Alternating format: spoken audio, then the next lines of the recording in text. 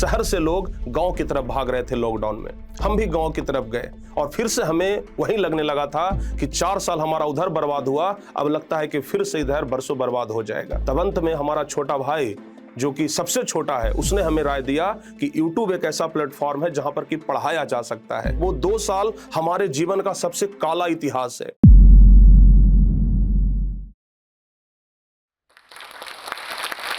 हाँ तो प्यारे साथियों, नमस्कार। कहते हैं ना कि राहें जहां तक जाएगी राहगीर वहां तक जाएगा। राहें जहां तक जाएगी राहगीर वहां तक जाएगा। तुम दरिया से क्या पूछते हो कि नीर कहां तक जाएगा। अरे खींच धनु की डोर, निशाना साधो अपने मंजिल की ओर, बाकी बाद में देखेंगे कि तीर कहां तक जाएगा। प्यारे साथियों, आज सब लोग सोचते हैं कि ये प्रिंस कुमार इतना आगे क्यों बढ़ रहा है, लेकिन आपको पता है ये प्रिंस कुमार प्रिंस सर बनने के लिए कितना बड़ा मेहनत किया है, बहुत बड़ा तपस्या किया है। और आज इस तपस्या के कारण ही एक साधारण से गांव का लड़का, एक गरीब परिवार का लड़का आज प्रिंस कुमार से पूरे बिहार में प्रिंस सर के नाम से जाना जाता है। आज इसके पीछे की पूरी कहानी हम आपको जब बताएंगे ना, तो आप भी कहेंगे कि सचमुच में सफलता के पीछे एक बहुत बड़ा संघर्ष होता है। और जब आप उस संघर्ष की कहानी को सुनेंगे ना, तो रो जाएंगे। हम बिहार के एक ऐसे गांव से बिलोंग करते हैं जो मुश्किल से 10 से 15 घर का गांव है, और आज भी उस गांव में सड़क नहीं है। आज भी हम उस गांव में सड़क के लिए तरस रहे हैं। आज भी जब हमें अपना घर जाना होता है तो गाड़ी 2 किलोमीटर दूर लगानी पड़ती है और पैदल खेत से होते हुए हम अपने घर जाते हैं। परिवार का स्थिति ये था कि हमारे पिताजी अत्यंत गरीब थे, बहुत गरीब थे। दूध बेच करके किसी तरीके से हम लोगों को पढ़ाने के लिए हमेशा सोचते रहते थे। सोचते थे कि दूध ही बेचेंगे लेकिन पढ़ाएंगे। लेकिन पता ही है ना कि गांव वाले कोई नहीं चाहते हैं कि कोई भी लोग आगे बढ़ें। हमारे पिताजी को बहुत लोग रोकने का प्रयास किए। हमारे पिताजी के ऊपर बहुत सारे केस मुकदमा, झूठ का भी केस, गांव में कोई भी घटना हुआ हमारे पिताजी का नाम दे दो, इस तरीके से हमारे पिताजी को परेशान किया जाता था। लेकिन फिर भी हमारे पिताजी हार नहीं माने, दूध बेच करके ही लेकिन हम लोगों को पढ़ाए। बहुत मेहनत किए, बहुत मेहनत किए, अपने शरीर तक का भी ध्यान नहीं रखे, लेकिन हम लोगों को पढ़ाए। 2015 में हम मैट्रिक का परीक्षा दिए थे, और 2015 में जब मैट्रिक का परीक्षा दिए तो हमारा भी इच्छा हुआ कि हम भी और लोगों की तरह पटना में जाते पढ़ने के लिए। चूंकि हम बिहार से बिलोंग करते हैं तो बिहार का राजधानी पटना में सब लोग जाते हैं पढ़ने के लिए। तो जब हम भी मैट्रिक का परीक्षा दिए ना, तो हमारा भी बहुत इच्छा था कि हम भी पटना में जाएं पढ़ने के लिए। लेकिन हमारे पिताजी के पास उतना पैसा नहीं था, उतना बजट नहीं था कि वो हमें पटना में रह करके पढ़ा सकते थे। लेकिन फिर भी हम हार नहीं माने। हम सोचे कि हमें पटना जाना है। हम बस पिताजी को ये बोले कि आप हमें बस जाने दीजिए पटना, बाकी हम खुद अरेंजमेंट कर लेंगे। पिताजी बोले कि कहां से कर लोगे? हम बोलेंगे पढ़ाएंगे। क्योंकि पढ़ाने का शौक हमारा बचपन से ही था। हम किसी भी तरीके से पटना निकले। पटना जाने के बाद एक गांव के ही भैया थे, उनसे बोले कि हमें कोई भी एक छोटा मोटा कोचिंग पकड़वा दीजिए। बहुत मेहनत किए लेकिन कोचिंग तो नहीं मिला, लेकिन एक छोटी सी बच्ची मिली। उसके गार्जियन बोले कि बेटा तुम हमारे पास अगर पढ़ा सकते हो तो पढ़ा दो। 1250 रुपया का महीना वो देने के लिए हमें तैयार हो गए, और हम उस छोटी सी बच्ची को पढ़ाना स्टार्ट किए। उस 1250 से हमारा रूम का किराया निकल जाता था। बाकी खर्चा के लिए पिताजी 1000, 500, 1500 भेज देते थे घर से, उतना में हमारा खर्चा हो जाता था। ज्यादा तो नहीं, आज तक हमें नहीं याद है कि कभी वो 1000, 1500 से भी ज्यादा रुपया हमें भेजे होंगे, क्योंकि उनके पास होता ही नहीं था उतना ज्यादा।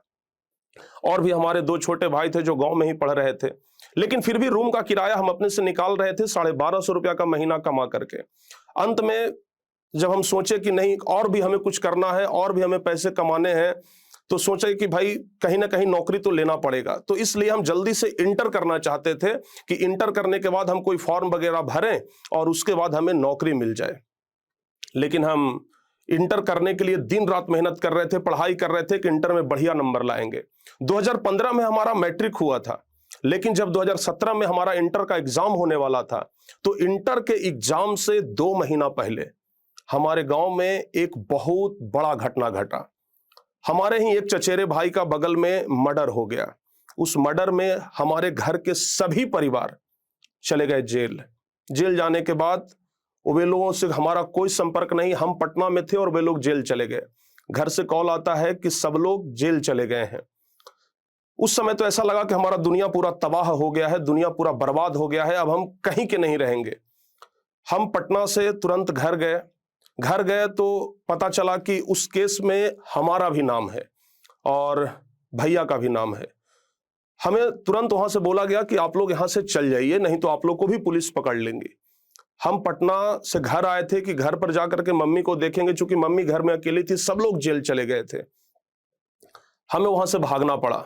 भाग करके हम कभी इधर कभी उधर जंगलों में तक रहे, 4-5 दिन तक तो हम जंगल में रहे, ताकि किसी तरीके से हम पुलिस से बच सके। और पुलिस से बचते बचते लगभग हम 2 साल तक वैसे ही बचते रहे। जब आपको कहानी बताएंगे ना उस दिन का, वो 2 साल हमारे जीवन का सबसे काला इतिहास है।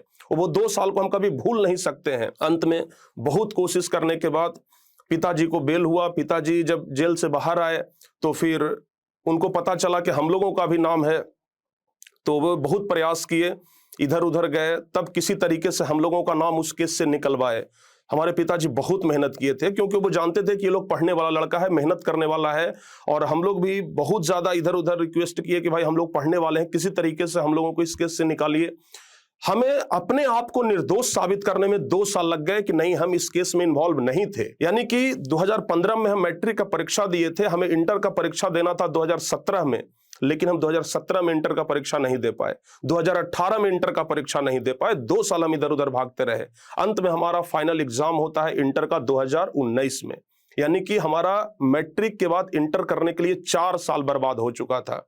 अब हमें ऐसा लगने लगा था कि अगर हमें परिवार को संभालना है, अगर अपने आप को संभालना है, तो जल्द से जल्द चाहे 10,000 का भी नौकरी क्यों ना हो, लेकिन हमें लेना पड़ेगा, कहीं जाकर के कमाना पड़ेगा। जब पिताजी जेल से बाहर आ गए तो हम फिर से पिताजी को बोले कि हम जा रहे हैं पटना, फिर से पढ़ाई करेंगे। पिताजी बोले कि ठीक है, निकल जाओ। फिर से हम पटना चले गए। फिर से जिनके पास हम कोचिंग पढ़ाते थे वो दूसरे टीचर्स को रख लिए थे, उनसे बोले कि हम आ गए हैं, वो हमें भी रखे। फिर से हम वहीं 1250 रुपया कमाने लगे, किसी तरीके से रूम रेंट देने लगे। इस तरीके से प्रोसेस चल रहा था। इंटर का एग्जाम हम दे दिए थे और बस रिजल्ट का इंतजार था। और जब हम पटना गए तो बहुत जबरदस्त तरीके से जॉब की तैयारी में लग गए कि अब हमें किसी तरीके से जॉब लेना है, क्योंकि जॉब ही एकमात्र सहारा था जो हमारे परिवार को आर्थिक तंगी से बाहर निकाल सकता था। क्योंकि जो ये 2 साल का घटना घटा ना, ये 2 साल में हम लोग 20 साल पीछे जा चुके थे। एक तो पहले से बहुत ज्यादा गरीब थे, लाचार थे, आर्थिक स्थिति से कमजोर थे, और ये 2 साल का जो घटना घटा ना, हम 20 साल पीछे जा चुके थे। तो हमें लगने लगा था कि अब कहीं ना कहीं हमें एक जॉब की जरूरत है, अगर परिवार को आगे लेकर के चलना है तो। क्योंकि हमारे पीछे 2 छोटे भाई थे, उन दोनों छोटे भाइयों को भी संभालना था।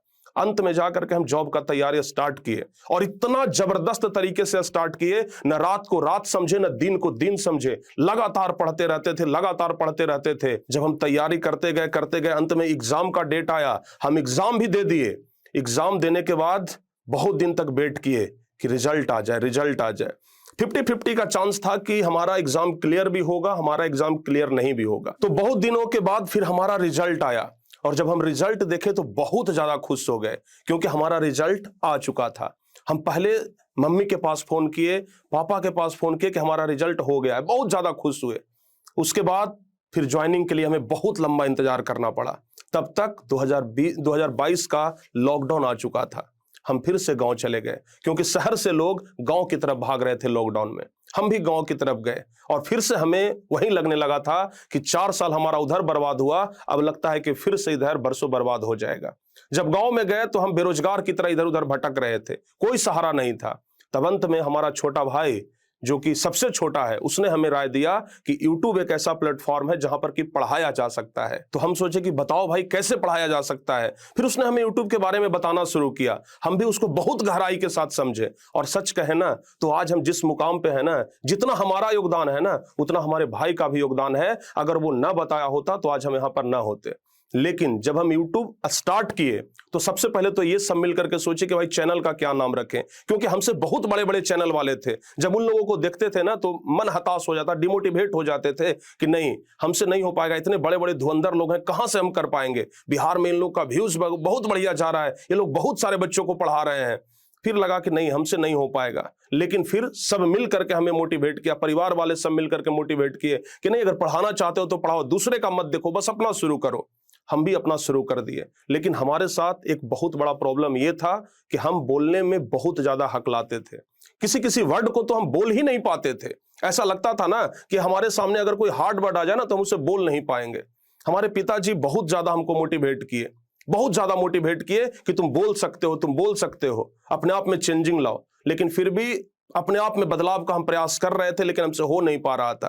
तो फिर वही छोटा भाई जिसने हमें यूट्यूब के लिए बताया था, वही हमें एडिटिंग सिखाना शुरू किया और बोला कि कोई बात नहीं, आप बनाइए वीडियो, और जहां पर भी आपका बोलने में दिक्कत होगा ना, उसको एडिट करके हम हटा सकते हैं। जब हम ये सुने कि एडिट भी होता है तो हम बहुत ज्यादा खुश हुए। और पता है, एक वीडियो को बनाने के बाद हम दिन दिन भर बैठ करके उस वीडियो को एडिट करते थे कि किसी तरीके से वो हकलाने वाला पार्ट हम उसको हटा सकें।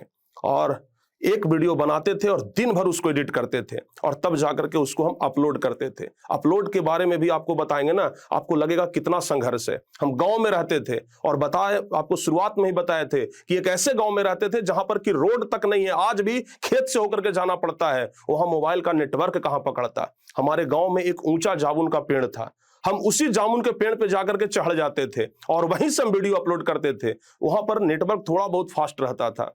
अंत में वहीं से हम हमारा डेली का वो रूटीन बन गया था। लेकिन रिजल्ट के रूप में ना हमें बस वहीं 4, 5, 6 व्यूज ही आ रहे थे। कभी कभी तो हम अपने आप को डिमोटिवेट कर लेते थे कि लगता है कि नहीं हो पाएगा, लेकिन फिर सब लोग मिलकर के हमें मोटिवेट करते थे। और पता है, जिस समय में हमें खेलना चाहिए था, इंटर में पढ़ते थे यार, जिस समय हमें खेलना चाहिए था ना, उस समय हम अपने सभी दोस्तों को ब्लॉक कर दिए थे मोबाइल से कि हम किसी से बात नहीं करेंगे, हमको बस करना है तो सिर्फ एडिट करना है। क्योंकि जब हम एडिट करते रहते थे ना, दोस्त का फोन आ जाता था, क्या कर रहे हो, क्या कर रहे हो। हम कहते थे भाई तुम लोग को हम ब्लॉक ही कर रहे हैं। फाइनली सब लोगों को ब्लॉक कर दिए और हम दिन रात एडिट करते रहते थे, रात रात में भी जग करके। मतलब 24 घंटा में हम लगभग 17 घंटा 18 घंटा काम करना शुरू किए। तब जाकर के कुछ दिनों के बाद उसका रिजल्ट दिखा। जब लगभग साल भर हम मेहनत किए, तब हमारा 10,000 सब्सक्राइबर हुआ। और 10,000 सब्सक्राइबर हुआ तो फिर लगा कि चलो भाई अब अच्छा है, अब धीरे धीरे ग्रो कर रहा है। और अभी तक साल भर हो गया था, लेकिन हमारा पेमेंट नहीं आया था, यूट्यूब से एक भी पेमेंट नहीं आया था। तो कहीं ना कहीं पिताजी डिमोटिवेट भी हो रहे थे कि भाई इतना मेहनत करता है, दिन रात ये लड़का एकदम लगा रहता है, लेकिन पैसा वैसा इससे नहीं आता है। पिताजी बहुत बार बोले कि छोड़ो ये सब, क्या कर रहे हो। पिताजी के साथ साथ गांव वाले भी बहुत ज्यादा बोले, अरे यार ये क्या करता है, दिन रात मोबाइल में लगा रहता है। हमारे पिताजी को बहकाने का भी प्रयास किए कि कहीं देखना ना, तुमसे बोलता है कि पढ़ाते हैं, हो सकता है कि मोबाइल में कुछ और करता हो। मतलब हमारे पिताजी को डिमोटिवेट करने का प्रयास हमसे ज्यादा गांव वाले लोग कर रहे थे। और हमारे पिताजी उतना डिमोटिवेट नहीं हो रहे थे जितना कि गांव वाले उनको कर रहे थे।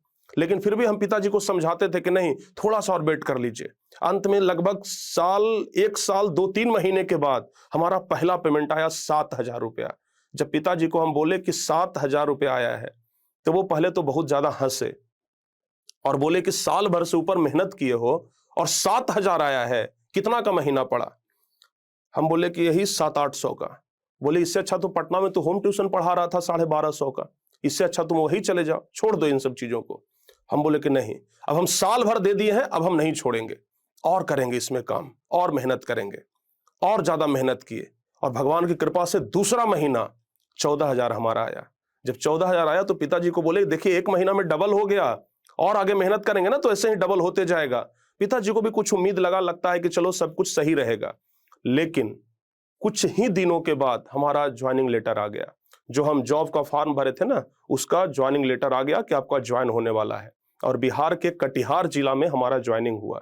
हमारा जाने का इच्छा 1% भी नहीं था, क्योंकि हम साल 1.5 साल यूट्यूब को दे दिए थे और यूट्यूब में अब इतना मन लग गया था ना कि लगता था कि अब इसको हम जिंदगी भर के लिए नहीं छोड़ेंगे। लेकिन फिर भी पारिवारिक प्रेशर था कि जाना है, क्योंकि हम बिहार से आते हैं और बिहार में सरकारी नौकरी को भगवान की तरह पूजा जाता है। हमारे पिताजी कहा करते थे कि अगर सरकारी नौकरी लग गया, इसका मतलब कि भगवान से दर्शन हो गया। हम फिर भी बहुत समझाए कि हम इधर ही बेहतर करेंगे, हम इधर ही अपना करियर बना लेंगे, लेकिन बोले कि नहीं, सरकारी नौकरी नहीं छोड़ना है, चाहे कुछ भी हो जाए। अंत में न चाहते हुए भर में भी हम सरकारी नौकरी जाकर के ज्वाइन किए। लेकिन हाँ, जब वहां भी गए तो हम यूट्यूब को नहीं छोड़े। हम जिस रूम में रहते थे उसी रूम के एक कोने में टेबल लगा लिए थे और वहीं पर पढ़ाते थे। लेकिन अभी तक हम अपना फेस नहीं दिखाते थे, स्क्रीन पे ही स्क्रीन रिकॉर्डिंग करके पढ़ाते थे। बच्चे सब उसी को देख करके बहुत ज्यादा खुश रहते थे, बच्चों को नोट्स देते थे, मटेरियल देते थे, सबसे अलग बच्चे सब उन सब चीजों को देख करके खुश रहते थे। हमारे ऑफिस के जो भी पदाधिकारी लोग थे, स्टाफ लोग थे, सबको धीरे धीरे पता चल गया कि ये लड़का पढ़ाई पे ज्यादा ध्यान देता है, ऑफिस में बहुत कम टाइम दे रहा है।